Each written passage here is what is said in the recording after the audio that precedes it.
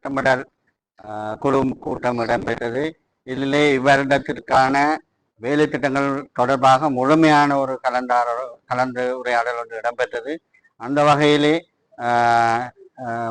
கூடுதலான வேலை திட்டங்கள் இவ்வருட இறுதிக்குள்ளே முடிவுறுத்துவதற்காக தீர்மானங்கள் எட்டப்பட்டன.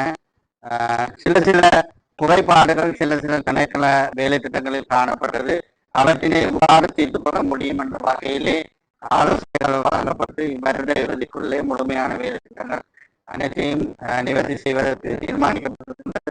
விசேடமாக மக்களுக்காக அமைத்து கொடுக்கப்பட உள்ள தேசிய வீடமைப்பு அதிகார சபையினுடைய வீட்டு திட்டங்கள், அதே போல டிட்வா புயலின் காரணமாக பாதிப்படைந்த முழுமையாக அழிவடைந்த வீடுகளுக்கான வீட்டு திட்டம் தொடர்பான விடயங்கள், அதே போல ஏனைய வீட்டு திட்டங்கள் தொடர்பான விடயங்கள் அனைத்தும் இவ்வருட இறுதிக்குள் முடிப்பதற்கான அனைத்து ஆலோசனைகளும் வழங்கப்பட்டுள்ளன.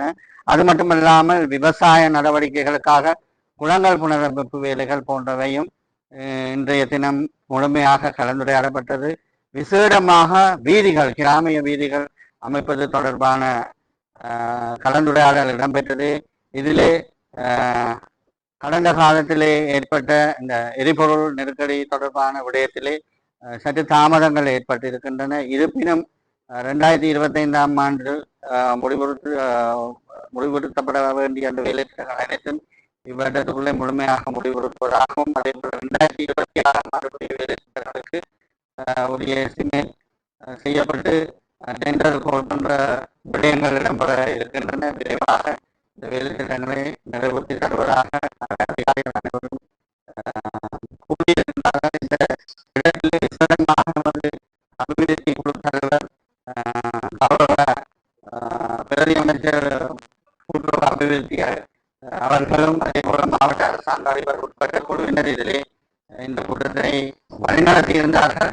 இவர்கள் தேவையான ஆலோசனைகளை முழுமையாக வழங்கி இந்த வேலைகளை மன்னார் மாவட்டத்தில் விரைவாக செய்து முடிப்பதற்குரிய தீர்மானங்கள் எட்டப்பட்டிருக்கின்றன.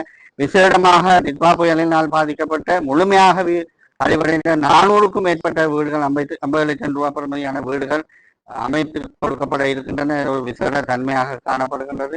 அதே போல பகுதி அளவிலே சேதமடைந்த 2000க்கும் மேற்பட்ட வீடுகள் கூடிய நிதிகள் வழங்கப்பட்டு அவை செலுத்துவதற்குரிய அனுமதிகளும் இன்று கிடைத்திருக்கின்றன. எங்கள் அரசாங்கத்தை பொறுத்தவரையிலே வர இருக்கின்ற வருடம் எங்களுக்கு இந்த 2009ஆம் ஆண்டில் இடம்பெயர்ந்து மீள குடியமர்த்து மக்களுக்கான வீடுகள் கிட்டத்தட்ட வடகிழக்கிலே 13,000 வீடுகள் கட்டி கொடுக்கப்பட இருக்கிற தேவை இருக்கின்றது.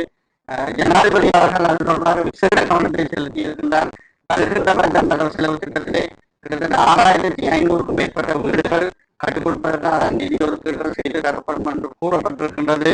அந்த வகையில் வர இருக்கின்ற 2 வருடங்களுக்குள்ளே மன்னார் மாவட்டத்தில் மட்டுமல்லாமல் எமது வடமாகாணத்திலே காணப்படுகின்ற வீட்டு பிரச்சனைக்கான அவர்களுக்கான தீர்வுகளை பல்வேறு திட்டங்களின் ஊடாக பூர்த்தி செய்வதற்காக கொள்கை அளவிலே தீர்மானங்கள் எட்டப்பட்டிருக்கின்றன.